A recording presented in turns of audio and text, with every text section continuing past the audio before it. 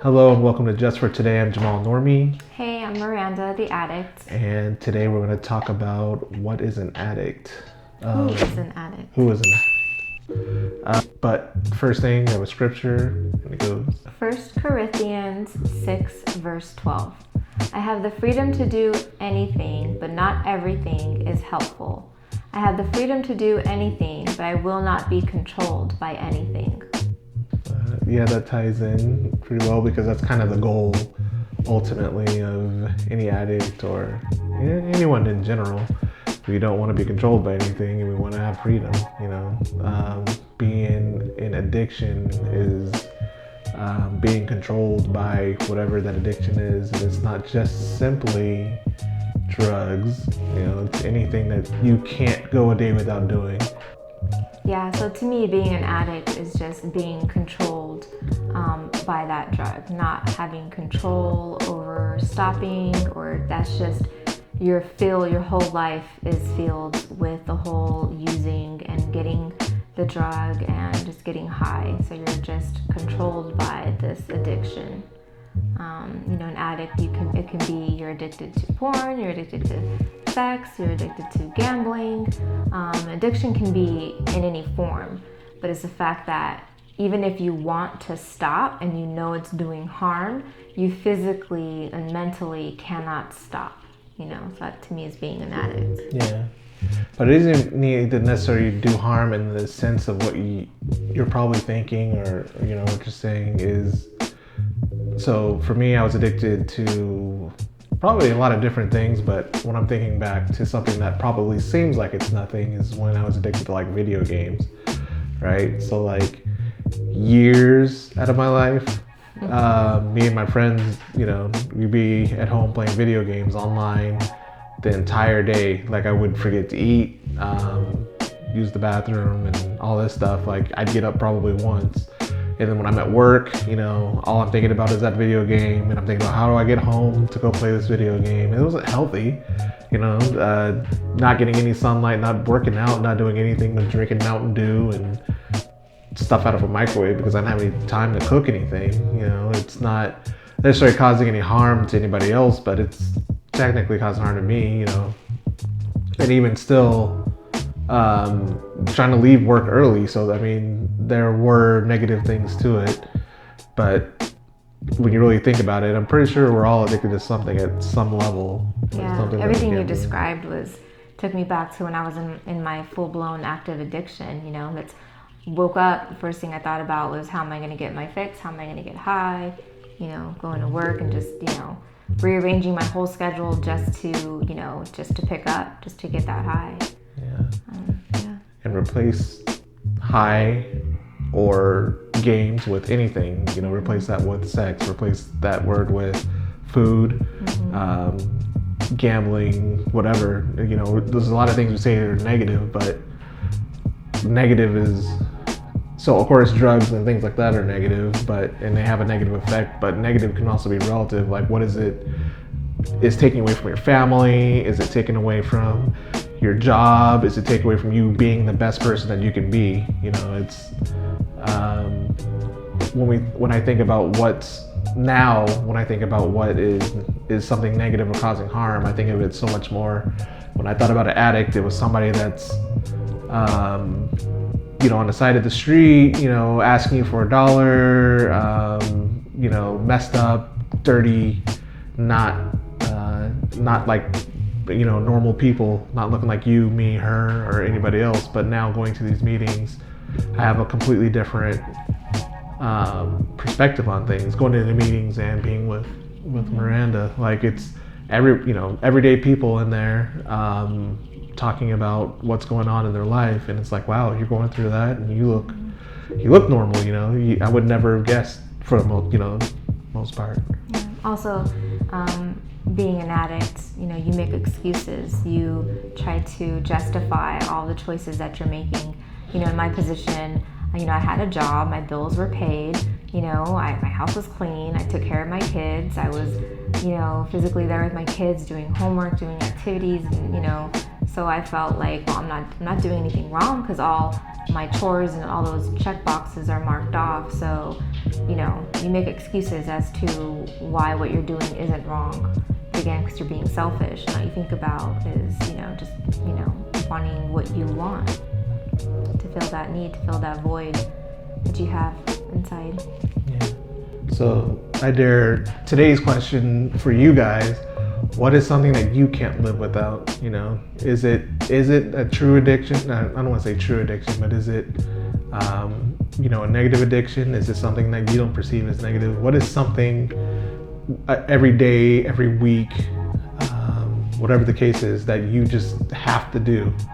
Leave us a comment below, actually, so we can have a discussion about it. Well, when you say that, negative, addiction or whatever, what about those people who they're addicted to the gym?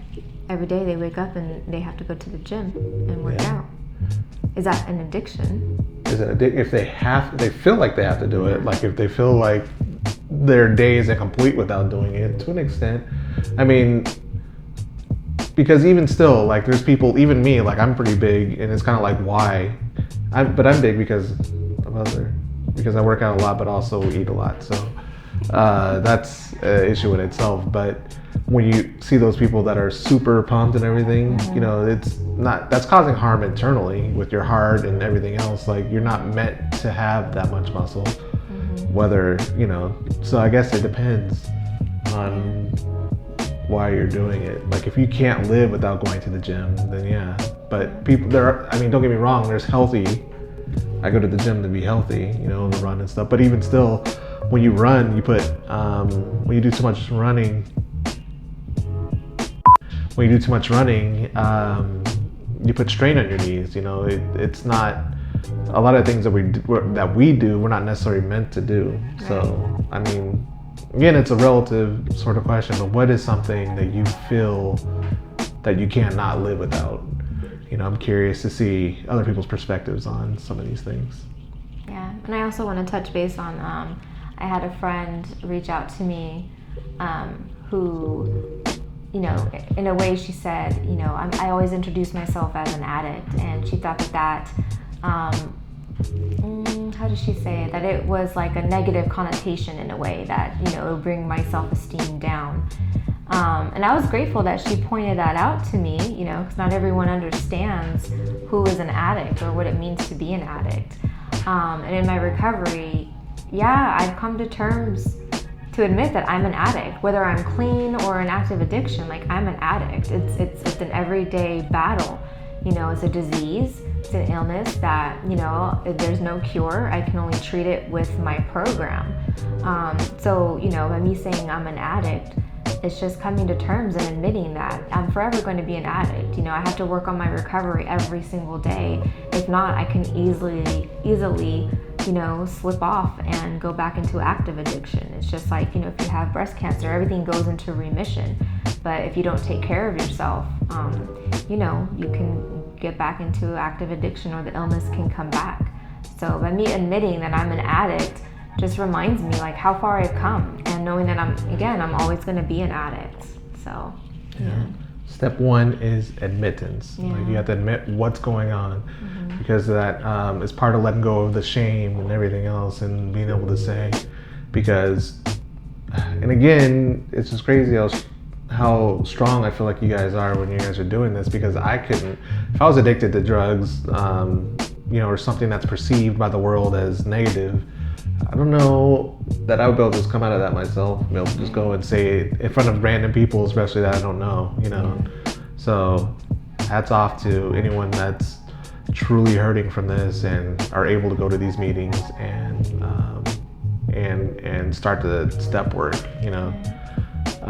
But from my perspective, I get what she's saying, though, because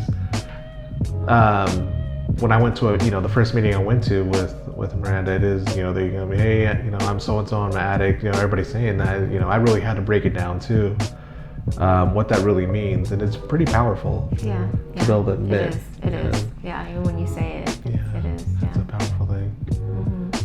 And just getting to that point, you're no longer ashamed. A lot of us, I was ashamed in the beginning. I didn't want people knowing what was going on with me. I didn't want to admit it. but getting, admitting it brings you back your own power, like you're in control Not now. the drug, not the addiction. Addiction's not in Right. control, but you're in Right. control of it now. Right. Yeah. Yeah, it's a process though, for sure. Yeah. There's a lot of shame that comes into being an addict. A lot of people don't want to admit it, or when they do, you go to NA, which stands for Narcotics Anonymous. And, I still struggle because I'm still working the program, so I don't, fully grasp everything. But the anonymous part, if there's more awareness out there, we can reach more people and not let it be so taboo, like, oh, you're on drugs, or you have an addiction, you have a problem, like you're negative. Like, there should be more resources and more awareness as to what addiction is and the signs of an addiction, so people are aware and they can learn, so they don't have to hit their rock bottom. So that's And then when we're like, even it's weird how people put spins on things. Like, we were researching NA meetings. Well, first of all, we didn't even know about NA meetings before, because it's like Fight Club. No one in the meeting, no one in Fight Club could talk about Fight Club. So no one's supposed to know about it, right? But it's so helpful. It would be helpful if they were able to tell other people about it. But at the same time, I get how you don't want to get caught up in any drama of it, or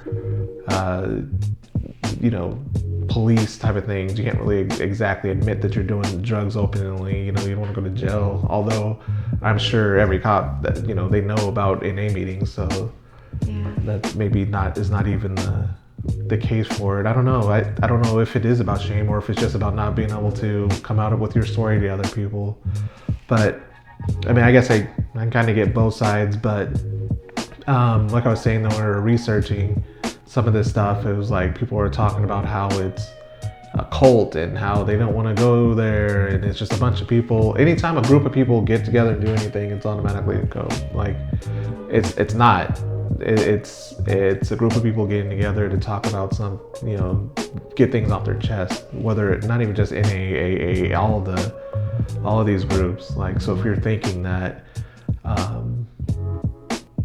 you should go try it for yourself and see what you think. It becomes your support group. You become, you may come from different walks of life, but you can relate to anybody that's in that room. And if you don't have friends or family to help you through this stage of your life, you get friends and you get family in those rooms. So it's a beautiful thing. It's a very beautiful thing. Yeah.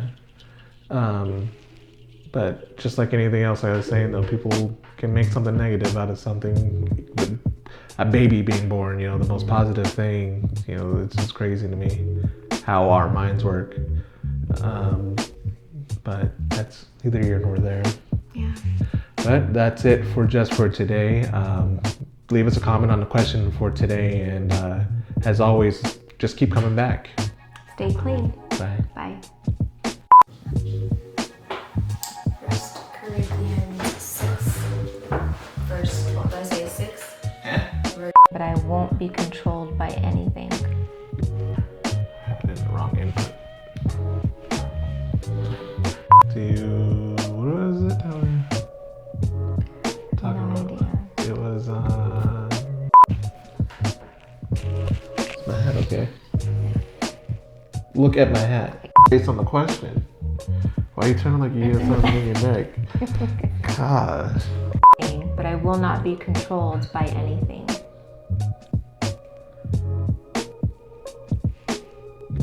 I said it. You said anything. When you run, you put, when you do too much running. Yeah.